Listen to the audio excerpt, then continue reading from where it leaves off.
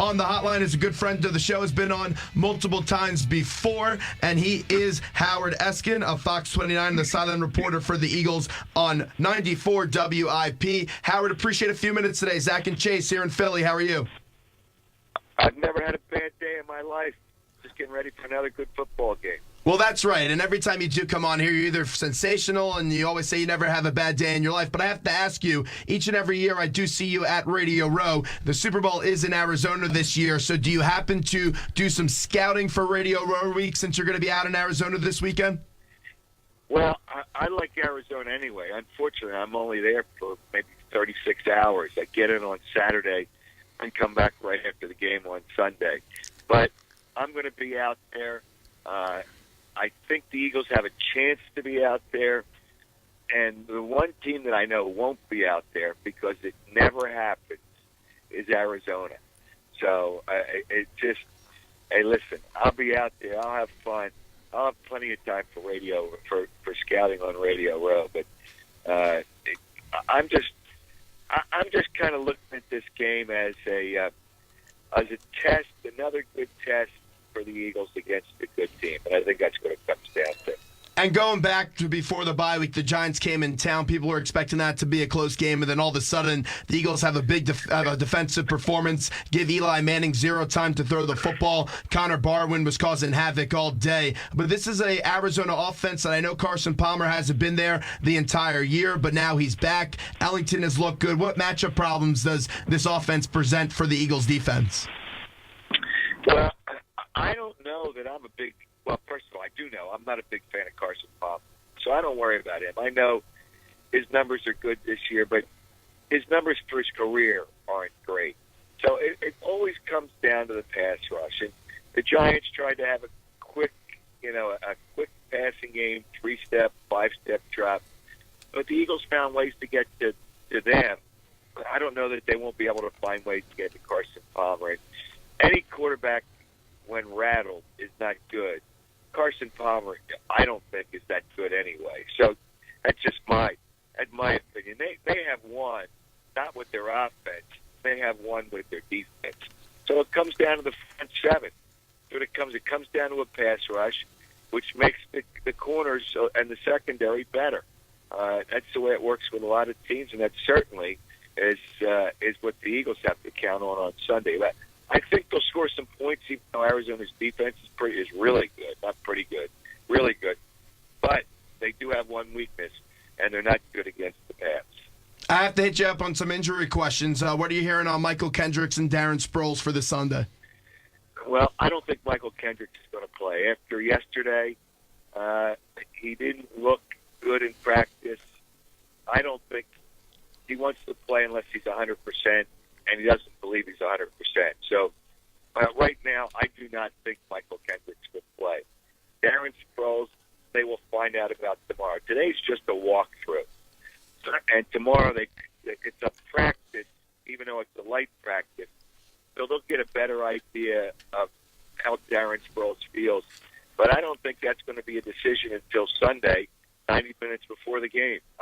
If I had a bet on Darren Sproles, I think you got to be careful, and if there's anything, I mean any kind of pain in there or feels anything in his knee, you got to hold him out. So I would say maybe a little bit more than 50-50 that he won't play, although he looked good in practice.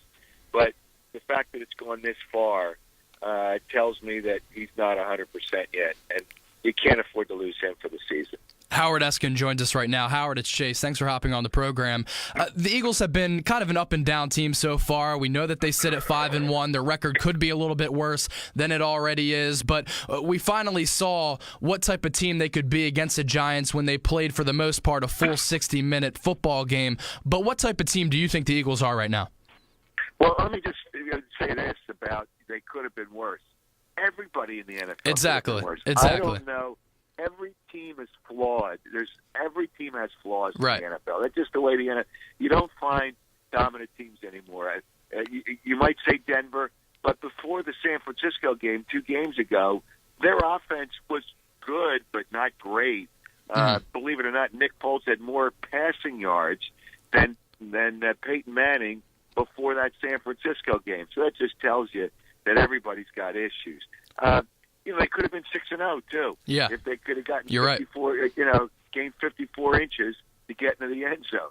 And that's what it was, a yard and a half out against San Francisco. So they can't turn the ball over. That's what Nick Foles was terrific at last year. That's the way it is for everybody. So he's got to be better with that. I think he can, because I've already seen it. I think he can be better with that.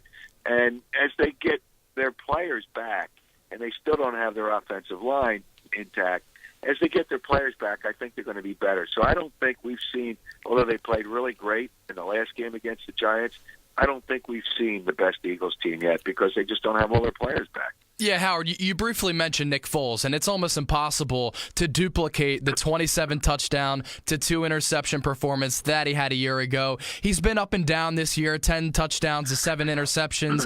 He's looked good at times. He's also been a little bit shaky, but that's because the offensive line hasn't been 100%. But what type of quarterback do you think Nick Foles is? More of the guy that we saw last year and leading this team to victories, or the guy that's kind of struggled? Well, I think he's more the guy we saw last year. I don't think anybody could be that good anymore. I mean, it was an NFL record, 27 touchdowns with only 2 interceptions. So I don't think anybody could be that good.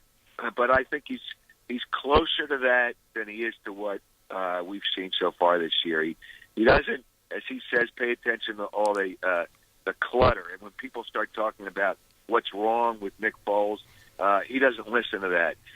He's a good learner. He works really hard, and I think he's got skills. And in that offense, it's easier to play in that offense than it is a lot of other offenses. So I think he's closer to what we saw last year than he is what we're seeing this year. But certainly, I mean, there's no question he's got to get better, and I think he will get better. So, Howard, how does he protect the ball better? Because this year, like Chase mentioned a few moments ago, the interception numbers are up. And I understand, hey, no quarterback's going to go out there and throw 2 interceptions in the National Football League. Yeah, not even Tom Brady and Peyton Manning do that. But how does he protect the ball better? Because there's some interceptions this year that he just shouldn't be making those throws.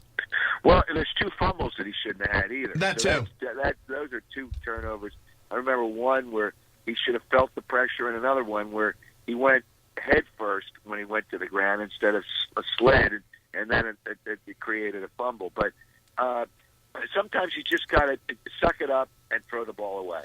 And when I mean throw it, I don't care if he holds the ball. People complain he held the ball too long. They complain about Aaron Rodgers holding the ball too long, and that, we know what kind of quarterback he is. But if the play's not there, you've got to throw it out of bounds. And I think the 2 interceptions last week, I remember he had 2 of them. 2 of them, they should have been thrown out of bounds, and he didn't throw them out of bounds. So, but you would think that he would learn from that, and those are correctable. So it's not his decision making on when to get rid of the ball is just got to get a little bit better. And I think with that, he certainly will be a better quarterback, and I think he can do that. Howard Eskin is our guest on WHIP, Philly's #1 college radio station. Zach Gelb and Chase Sr. here with you. Howard is a silent reporter for WIP for Eagles football. You can also catch him on your television on Fox 29. And also, what would help Nick Foles is if LaShawn McCoy could put together some consistent performances. He looked pretty good up against the Giants with 22 for a $149. What LaShawn McCoy do we see this week? You know what? It's all about the offensive line. Hey, if they put 9 men, the Giants didn't put 8, 9 men in the box. If they put 9 men in the box, it's going to have to be Nick Foles. If they don't, McCoy's going to have another good game. I think that's basic. That's really what it comes down to. It's just that dictates the kind of game he has. And remember, they still don't have their offensive line intact, but I don't care who the offensive line is. If you have 8 or 9 men up on the line of scrimmage, you're not going to be able to run the ball, so they're going to have to pass the ball. That will be determined with the way that Arizona plays. And I think, and that's the way you got to look at it. You can't say, is he going to have a good game? He's still a really good running back. But the way they're trying to take him out of the game and force Nick Foles to beat him. And they're going to keep on doing that. I'm surprised the Giants didn't. They're going to keep on doing that. And as long as they do that, it's going to have to be Nick Foles and not LaShawn McCoy. Howard, teams that peak right now during the NFL season usually aren't those ones that are playing in January and in February, and I don't think the Eagles have peaked yet. They've dealt with some injuries, but Jason Kelce practiced this week. Evan Mathis practiced this week. They're not expected to be back for a couple of weeks down the road, but it's almost better that they haven't peaked right now because they could be full strength in a couple of weeks during the meat of the NFL schedule. Well, Jason Kelce, Evan Mathis can't come back until November 10th, Right. Monday night game. Jason Kelce, I think that would be the earliest we would see him back. I mean, people are talking about the Houston game. I just don't think he's going to be back for Houston. He's got to make sure he's healthy. So I would look at the Carolina game on November 10th. Even though they practice, that's all well and good. They can't come back until they're healthy, and Evan Mathis can't come back by rule until the 10th. So we'll wait and see. And then the offensive line clearly will be a better offensive line, without a question. A nice moment for you this past week because your son got married. How was the wedding? The wedding was great. So everything went well, and that's really what you hope for and what you look for. So everything was, I would say, as close to perfect as perfect can be. Yeah, congratulations. Thanks. Well, I'm actually kind of offended, Howard, that I didn't get invited to the wedding. Where was my invite? Well, I got 5 kids, so I got 4 more to go. All right, yeah, I guess so. We'll see you at the next one, Howard. Thanks so much. Enjoy Arizona this weekend. We appreciate a few minutes. All right, you got it. Take care. Howard Eskin joining us, Fox 29 Eagles sideline reporter for WIP. So I guess we'll be invited to the next wedding, that is.